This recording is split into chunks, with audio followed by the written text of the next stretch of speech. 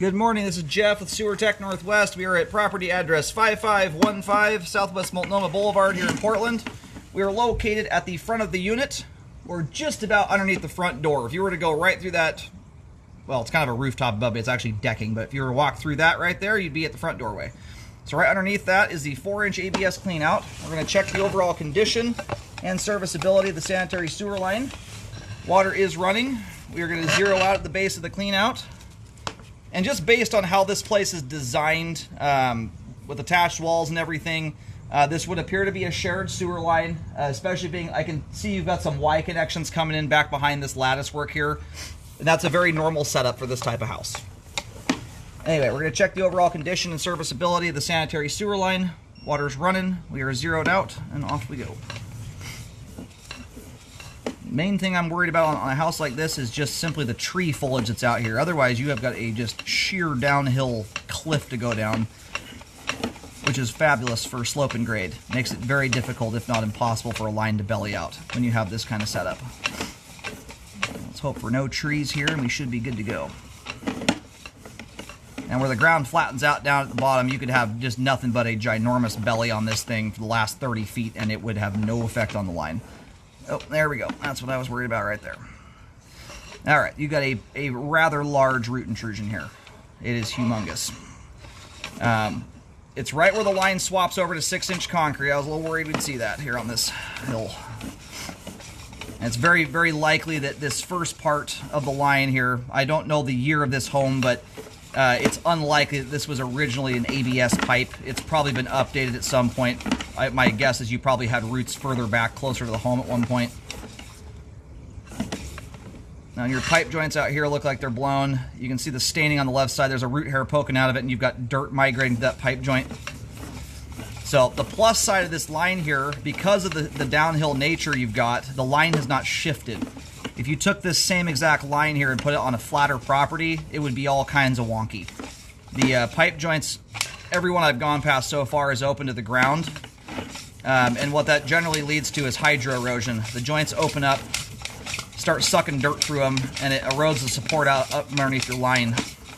And your line starts to settle typically. You end up with bellies and offset joints, things like that. And then also what that can cause too, unrelated to the sewer line, is it's hydro eroding, or can anyway, hydro erode dirt around the pipe and over top of it. So you can get settling to the ground above it in some cases. On these steep hillsides like this, though, I usually don't see that kind of stuff take place. Anyway, and we're at a point here where we're stopping up. This is a shared line. I've gone way out beyond what would be your sole responsibility. The way they do these lines in here, they often don't just go straight out to the road and connect onto a main. They meander for a long time. If we could get beyond this point, what you'd likely start seeing are the other units starting to tie into it. And eventually, it'll make its way to a spot where it hits a main. So being that it looks like you've got a shared line in here, I would check with the HOA just so you know how responsibilities are divvied up. But it's often the case, depending on whether the lines connect it to each other under the home or on the outside. If they do under the house, often most of the plumbing falls into HOA responsibility. If they become a shared line on the exterior of the home, however, usually how it works is the homeowner's responsible for the piping within the footprint of the home, so what's directly underneath it, and then everything outside the home, or at least from the point that the lines are shared and on, falls into an HOA or at least a combined responsibility type setup. I don't know if you've got HOAs in here or not, but that's usually how things go. Anyhow, we're going to let the line drain out here for a moment. I'm going to go locate. It looks like we drop down to the road down below, hung a left-hand turn, or a right-hand turn in this case if you're facing the house from the road, and then it's moving its way down the street, but we'll go verify that. Alrighty, so if you were to walk basically in a straight line from the clean out to the parking lot, where we're sitting right now is essentially right in the parking space that is directly in front of the stairs that lead you up to the houses here.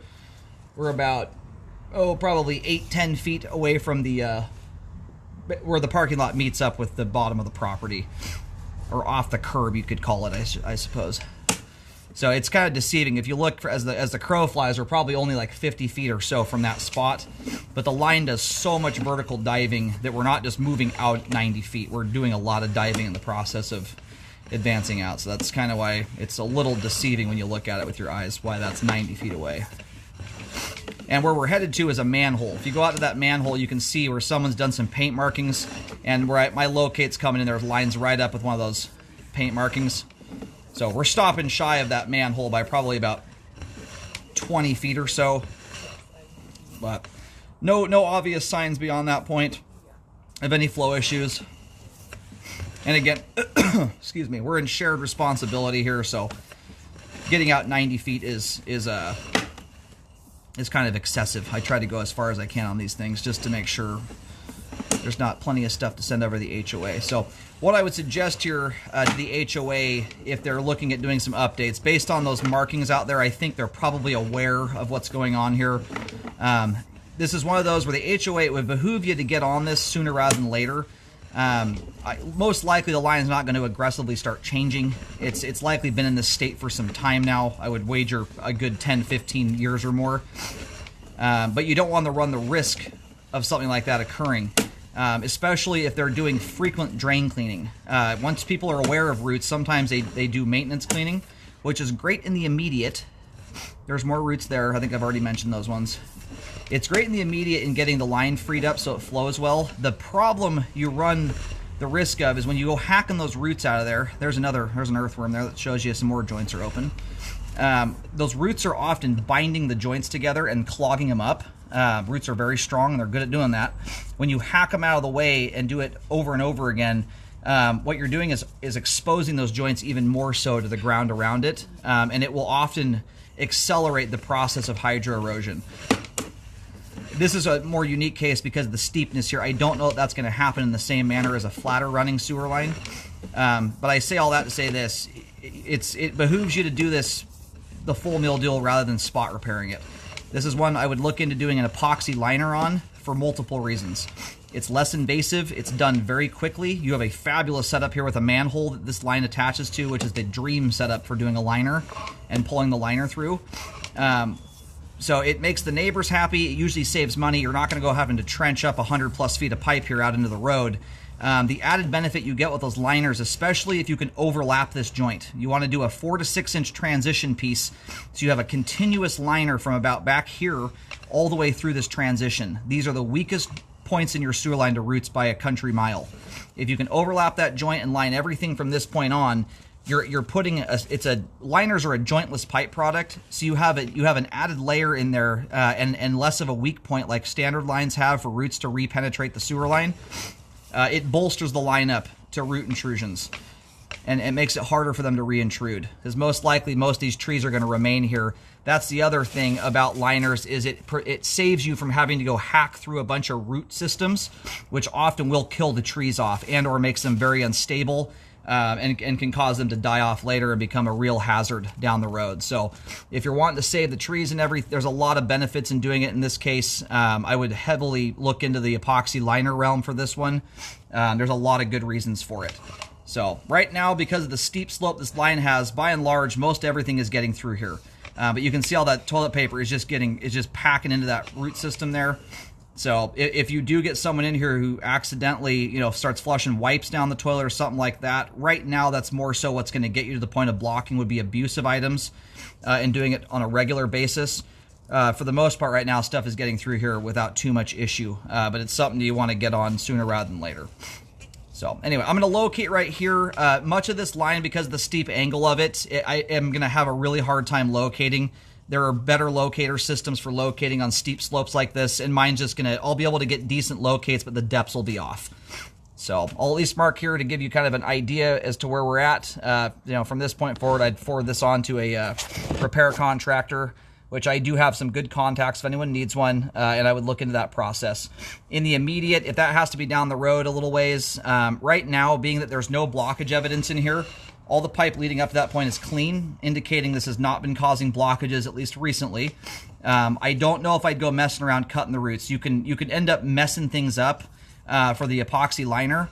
So if the lining's going to be way down the road, that's where I would consider doing maintenance cleaning on these things. That's a hefty root ball that's blocking up about 90% of the line right now. The only thing that's keeping this thing humming along is just the gravity that's working in your favor here.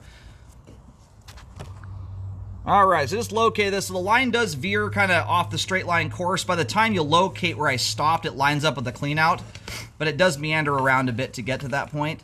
As you face this building from the street down there, the parking area, the line does a pretty hard cut from right to left, right out of the gate. Gets over to that point there and then turns and then shoots off down to the road there in a pretty straight line. I'm getting around 4.5 feet deep here. I put a green T marking to indicate the transition. Everything from that point forward, someone else is going to have to do the locating. Between the hillside and just the weather we're having right now, the paint markings won't last for hardly any time at all either. But if you had to dig that root up, sometimes you get roots so big you can't effectively cut them back to do a liner over the top of them. So that spot there may require digging. Everything from that point on, though, can 100% done by trenchless epoxy lining. So, and I'm a fan of those, especially being a jointless pipe product. You don't have as many weak points for roots to plow through after the line is done being updated. And reintrusions are a real problem in spots like this where you have very heavily wooded areas. Unfortunately, the roots don't look at a new sewer line and say, I'm going to stay away from it. They often do what roots do and try and find their way in again. So it's worth taking some efforts to help mitigate that.